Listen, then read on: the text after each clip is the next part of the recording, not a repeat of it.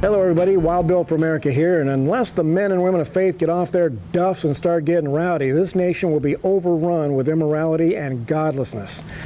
Whatever happened to being salt and light in our communities? When did the church stop serving as America's conscience? Immorality, perversion, violence, and corruption are skyrocketing all across the USA, and the Christian church is conspicuously absent from the battle. Now, what pulled the pin on my hand grenade this morning was a video of the Pensacola City Council having a black-robed, hooded Satanist give the invocation at the city council meeting. There were Christians in the room to protest, and the officiant banged his gavel, threatened the Christians, and when they dared to stand firm and recite the Lord's Prayer, he ordered the Christians to be removed.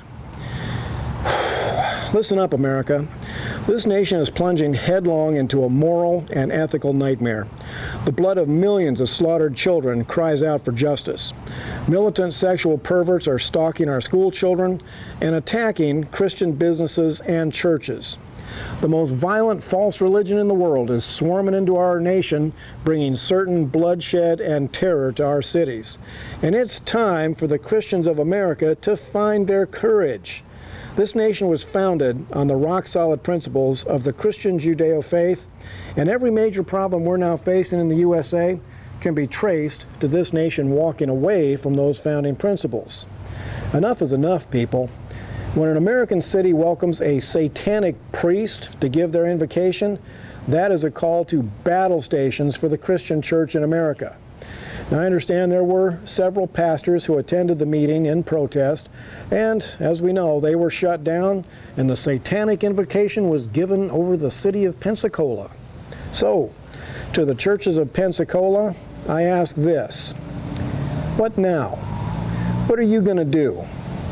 The biggest reason this nation is poisoned with sin is because when Christian churches in America are confronted with evil, they have a bad habit of retreating behind church doors when they should stand firm to contend for the faith that was once delivered to the saints for all.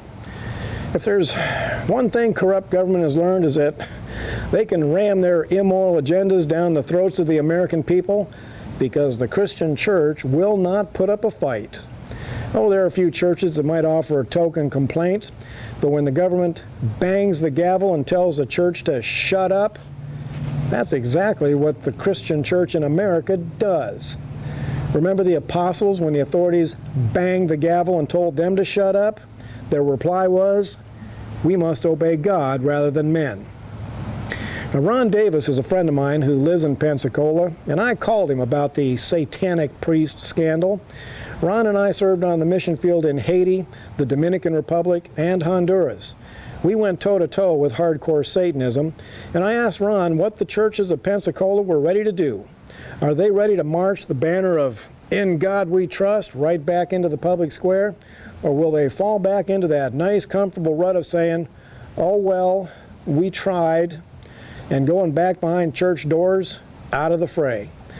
Well, Ron's ready to take a stand, and so am I. In Mark 8:38, Jesus says, "For whoever is ashamed of me and my words in this adulterous and sinful generation, of him will the Son of Man also be ashamed when he comes in the Father's glory with the holy angels." It's time for America to see what happens when men and women of faith are not ashamed and not afraid. It's time for the churches of Pensacola to go into battle, to replace every city council member who sold that town out to Satan.